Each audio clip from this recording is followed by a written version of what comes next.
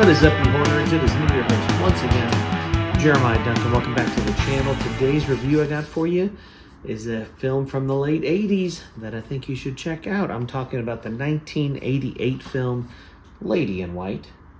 This is rated PG-13, runs for an hour and 53 minutes, and it's a ghost film. Ooh. But if you haven't heard of this one, let's get you connected. A ghost story that truly haunts. This one is going to scare you senseless, says Matt Travers of People.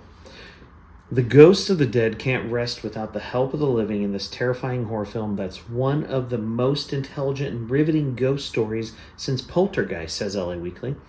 Starring Lukas Haas, Len Cariou, Alex Rocco, and Catherine Hellman, and presented here in full director's cut, Lady in White delivers nonstop thrills and will keep you in mounting suspense right through the chilling climax, says Entertainment Report. So Frank Scarletti lives in a small town with a deadly secret. For a decade, a serial child killer has eluded police, and the death toll continues to rise. Then one night, Frankie gets locked in his school and witnesses the ghost of the first victim being murdered. Now, aided by the girl's restless spirit, Frankie takes it upon himself to bring her assailant to justice. But in a town with no strangers, the killer may be closer than he knows.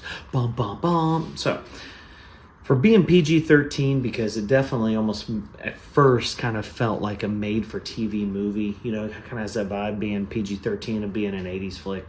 But it's worth it, man. It's worth the watch. It's a good film. It's fun. It's engaging.